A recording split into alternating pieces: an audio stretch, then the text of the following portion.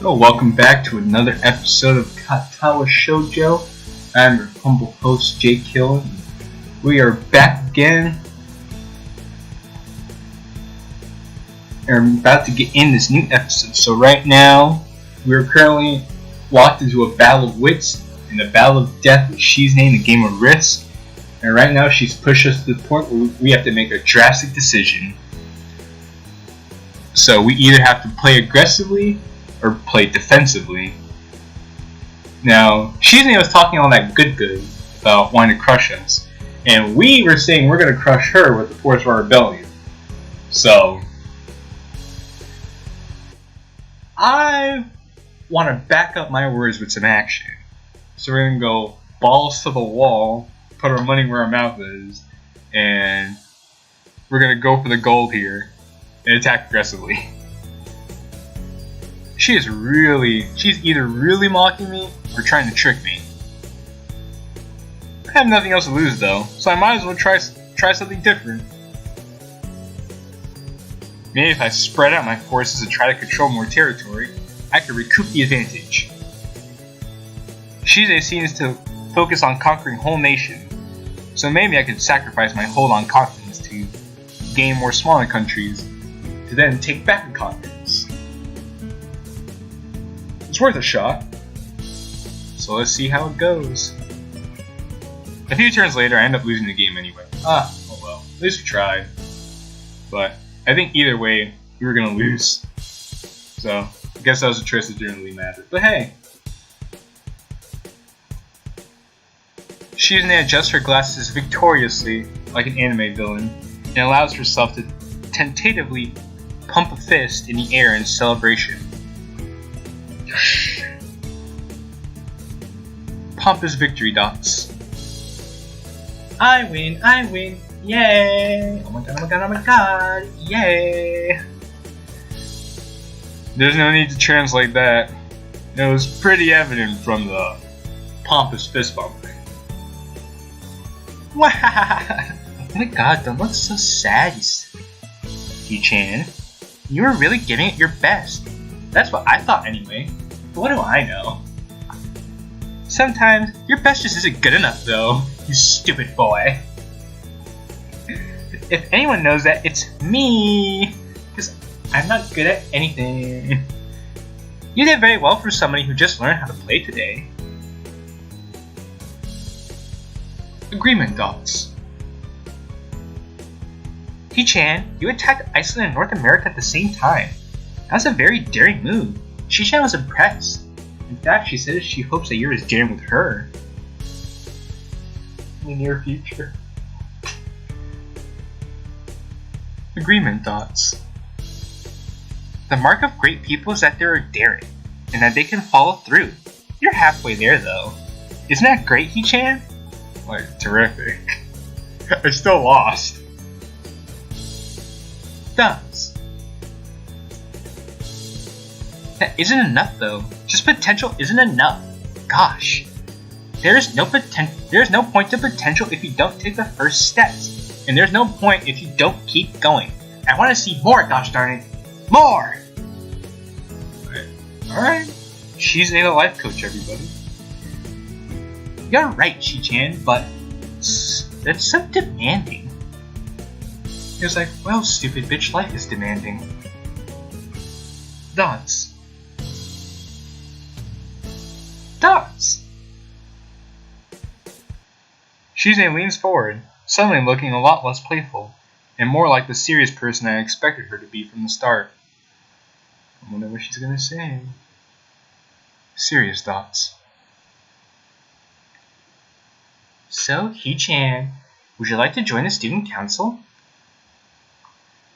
She really doesn't waste any time, does she? However, it's only my second day of school, so I'm hesitant about committing to something so early. I want to see what my other options are. Yep. And I'm not just talking about the clubs either. We haven't even taken a look at any other clubs yet. But spending time with Jqilin and Misha doesn't seem like something I would hate. I still need more time to think about it before I decide for sure. Maybe. I'll get back to you on it. Have my people call your people, and we'll go from there. Thoughts? Okay, He-chan. But I hope you're not just saying that so we don't feel bad. Don't hurt our feelings, that's so mean, He-chan. No, not really. I mean, I owe you nothing. Really? You mean it, He-chan? Yes. Oh my god, He-chan. If you're going to say that, you saying that is definitely the truth, and there can't be any mistaking it. I know. I guess I should have my revenge for losing, at the very least. Shizune smiles at that in a mischievous way that feels like twisting a knife in the wound of my loss. She's like, yeah, I know I should hurt. I knew we bruised your ego by making you lose. Yeah, it's all according to plan. With my ooh-woo face once again. I take a glance at the clock on the wall and realize I've spent far too long playing Risk than I realized. Alright, enough risky business with the two of you. Sorry, I think I have to go. I wanted to go to the library. It's not closed yet, is it? Chise scratches her head and gestures at Misha. How hard can it be to determine whether the library is open? There's a clock right there on the wall. Well, I know, jackass. Maybe it forgot the operating hours of the library. It happens sometimes. Dots. Well, it should be. Also, library's absent. I don't know. I don't like to read, so I don't go there. Libraries for boring people. But I think you're right, Chi-chan. We think the library's open. It's on the second floor. I can't miss it. Do you want us to show you where it's at? I mean, Chi-chan would know. I don't know because I don't go to the library. No, thanks. It's alright. See you tomorrow. And enough you two for one day. Bye-bye. One flight of stairs up and I run into problems. The second floor hallway is a carbon copy of the third floor one. With the same paint and everything. White, of course, and plain. Like only hallways can be. The problem is that the library's whereabouts are not as easily determined as one would think. The classrooms are marked with signs stating which class they belong to, but then there is a plethora of other unmarked rooms. Is the library one of them? Or is it just somewhere down the hallway? I mean, I would think the library would have like big doors with glass on them so you could see into it. At least that's how most libraries I've seen work. I bet on the ladder and choose my direction at random. After I turn around the corner, an unmarked door draws my attention because it's not closed. It's not open either, just barely ajar so that I can see its opening and nothing else. Oh, I wonder if we're about to meet someone. It would make sense for the library door to be invitingly open, and while this one is not quite that, it's good enough.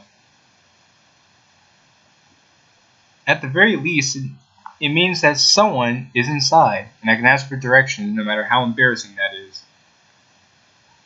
Yeah, I'm lost. Can you show me where the library is? I gingerly push on the center of the door with my fingertips, every muscle in my arm ready to pull back at a moment's notice. The feeling of being an outsider to the school can't be shaken from my mind, so much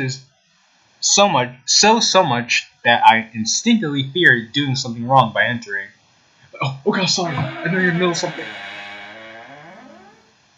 The door slowly creaks open as I gently open a door, as if it was groaning from a deep sleep, though though it is much easier to open than I anticipated. Leaning over and poking my head even further inside to gain sight from the room outside of the room as fast as possible, the meek "hello" from my lips is quickly snatched away.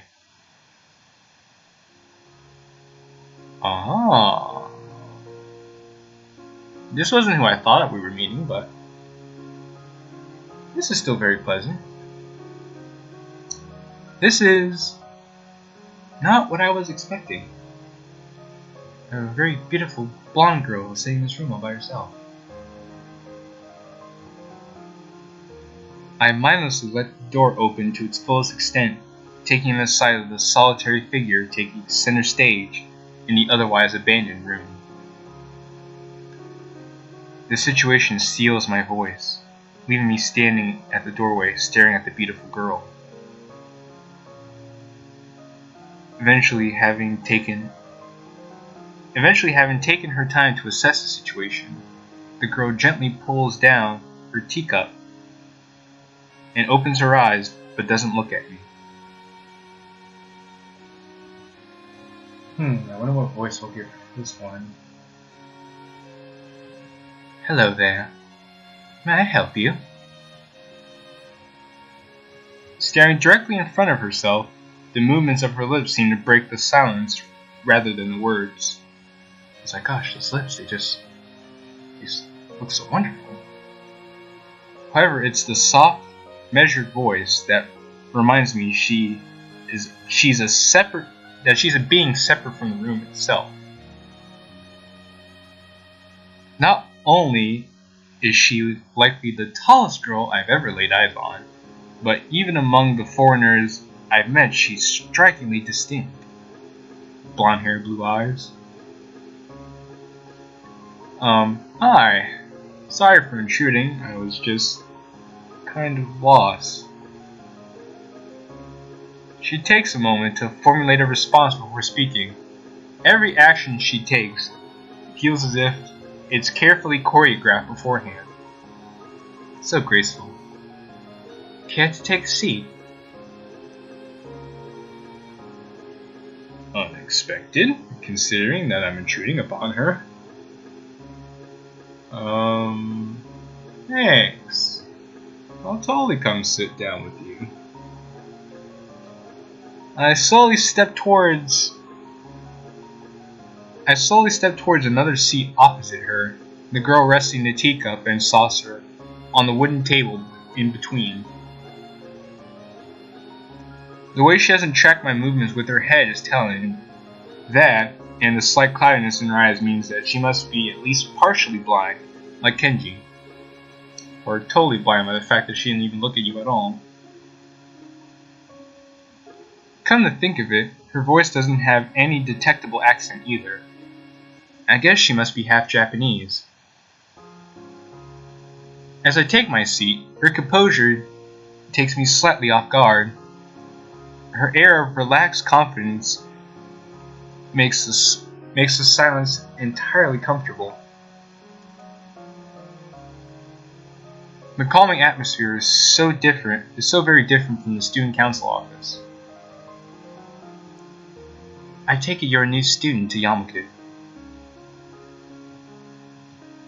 Ah, yeah. I just transferred in yesterday. I've seen so much already. I get the distinct feeling my speech patterns don't match the formality of hers, accentuated by her restrained bow of greeting. One which I hasten to match before realizing the futility of the action. He was like, only bow back in return. Oh wait, she can't see it. I'm Lily Sato. Pleased to meet you. Hisao. Hisao Nakai. Or Nakai. Hisao Nakai. Special agent of MI6. She gives a nod before gesturing roughly in the direction of her teacup. Would you care for a drink? Sure. As much as it pains me, I can't keep step with her formality in the proceedings.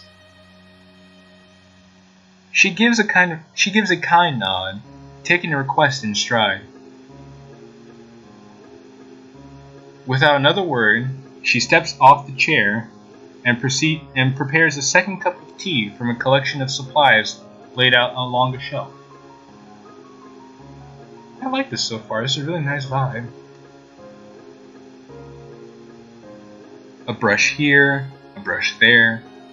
Her left hand often lightly touching the side of whichever container she's pouring into. It seems to be a process she's followed dozens of times before. As I lean sideways to see around her back, she seems to use her long, dainty finger to measure the right amount of water in the cup. It's one thing to see the different disabilities the students in my class have, but it's quite another to see how everyone seems to adapt. I mean, you gotta do what you gotta do to survive. Shizune and Misha have no problem working together to communicate to me, and Lily herself seems to have workarounds for problems I've never thought of. Yeah, like, I'm gonna start using my finger to measure out amounts of liquid into cups. While I feel slightly guilty about her doing the work, she seems pleased to be following the correct process of the offer preparing the drink. She's just being polite. Nothing wrong with that. Just means she was raised well. So, her soft voice brings me out of my silent observation, or observance. Which room were you looking for? It's not often this classroom is visited after school. The school library. Some classmates, told me it would be on this floor. She finishes pouring water into the teacup as she nods. A small metallic tapping coming from the teacup indicates that it's being stirred. No, I like my tea shaken, not stirred. I'm aware of Miss Hakamichi, as are most students. To be with them means you're in class 3-3, no? That's right. In the science room with Muto.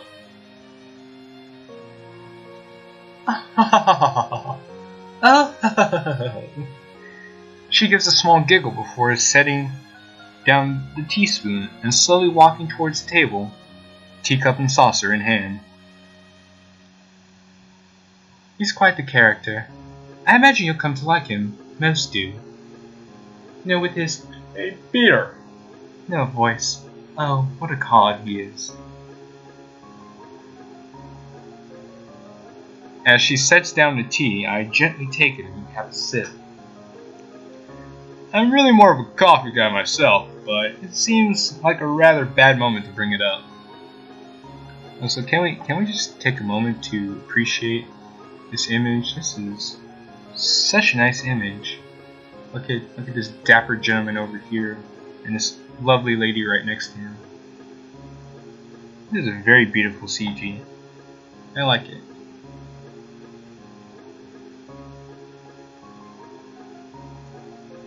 Nonetheless, the smell's quite nice. I hardly think it'd be hard to choke down. Thanks, Sato. It tastes really nice. She smiles and quickly waves her hand in front of her face. Oh, you. Oh, Lily, please. There's no need to be too formal. And Hisao's like, but all you are is formal. She says this in spite of her exceedingly well-bred speech. Oh well. Oh well. I guess I should try and ask her about herself, as it really does seem as if she's catering to me. So, which class are you from? I'd imagine it's one of the third-year classes. No, because you look as mature as I do. Ah, correct. I'm in class 3-2.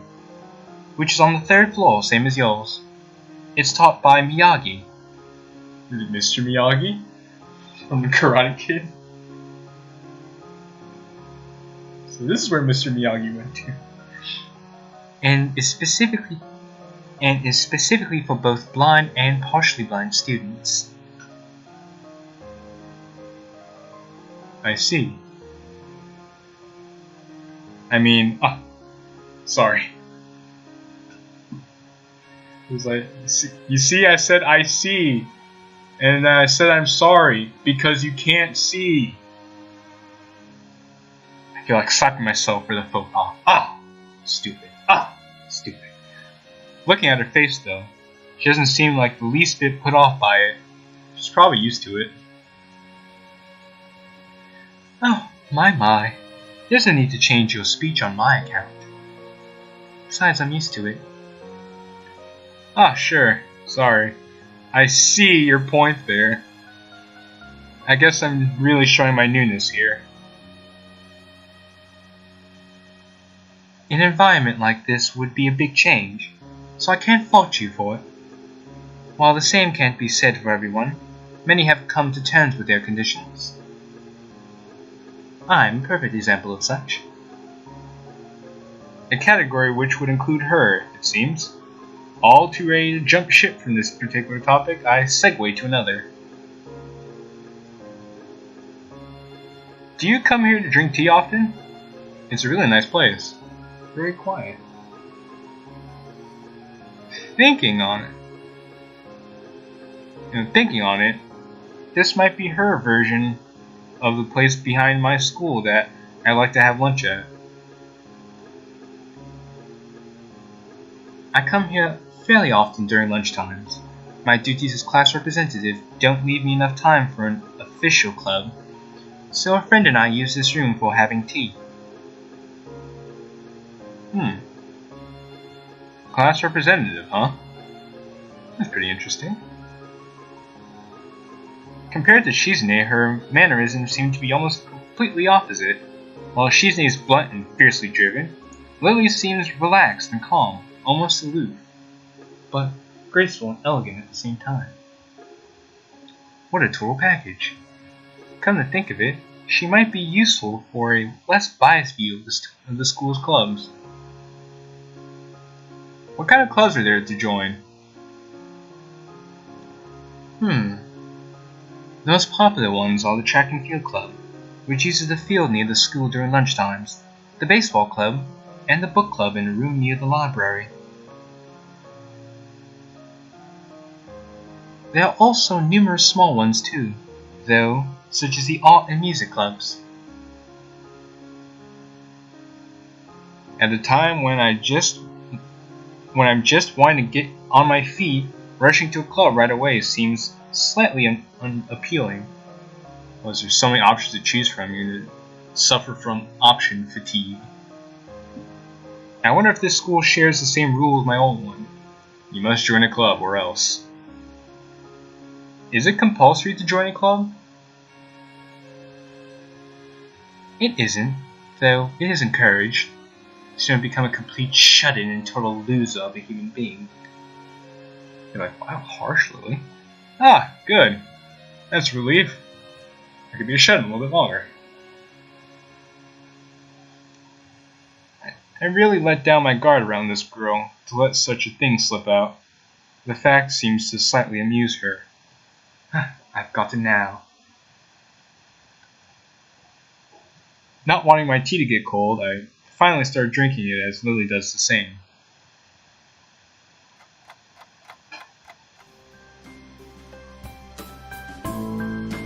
As I look over to the window over her shoulder, I notice the light coming into the room has a distinctly orange tint. That or it could be the filter that was just placed over the photo, but anyway. Even here, time doesn't stand still. Time waits for no man, unfortunately. Huh? The time's gone quickly. Sorry.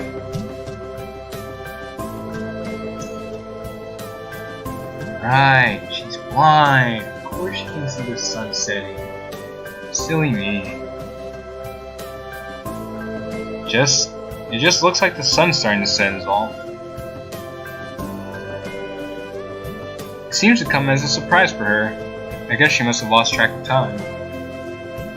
I wonder where her friend went. If she's just been in the room herself this whole time. Sorry, Hisao. I didn't mean to keep you from the library for so long. Ah, you're good. You're good. I quickly moved to allay her concern. Oh no, it's okay. The library's still open, isn't it? How should I know? I'm blind. She pauses and takes a moment to think on it. It's probably something I should have asked Shizune when I had the chance, but Lily seems likely to know in any case. But you did ask her. You asked her and Misha and they both said we think so. True. It's open until 6:30 during weekdays. A quick glance at my watch confirms that I, in fact, have well enough time to get there. I might get going in that case. It's nice talking with you, Lily. Hopefully we date each other down the line. She smiles and gives a deep nod, her hands still neatly folded on the table in front of her. It was my pleasure. Oh, come to think of it. Shall I show you where the library is? I'd hate for you to get lost around here. And then by the time you find the library, it's all closed. I couldn't possibly ask for more help. I should be able to find it alright. You sure? I want to spend more time with you. Oh well. Well, unless my navigational skills fail me. Which they seem to have a habit of doing. It's like the stereotype when the guy has to be navigating and gets lost. And the woman's like, why don't we just ask for directions? And the guy's like, no woman, I'll never ask for directions. Kinda reminds me of this situation right now. But in all honesty, Hisao really should ask for help. Oh, it's alright. I was going to be talking to the librarian there in any case. I could introduce you. This is getting better and better. It's hard to deny her offer. Well, if you're sure, then that'd be great. Thanks. As she stands up to follow me, she takes hold of a straight, retractable cane that has been slipped into the handle of her bag on the floor. Compared to the cane the boy in my class had, Lily's looks much thinner and longer. His must be for support, while Lily's is for navigation. Together we leave the peaceful room and enter the empty hallway on the way to the library. Side by side, my pace carefully slowed to match hers. We slowly walk through the hallway. I remember George Carlin pointed this out, that when you're walking with your date, that either your date will speed up to match your pace or you'll slow down to match your date's pace. So seeing that here, I think it's kind of interesting. The way that we would subtly adjust for the other people that we're in near vicinity with. It doesn't take long for us to arrive at the door to the warm-looking room, apparently situated in the center of the floor rather than either wing. Ladies first. Whew. Alright, I think that will conclude this episode of Katawa Shoujo. I'm getting tired of reading, I need a break. But this was a good episode. I really enjoyed getting a chance to talk with Lily for the first time. This is really nice. So be sure to tune in to the next episode where we finally get a chance to go into the library. So be sure to like, comment, and subscribe. Thank you all for watching, and I'll see you all next time.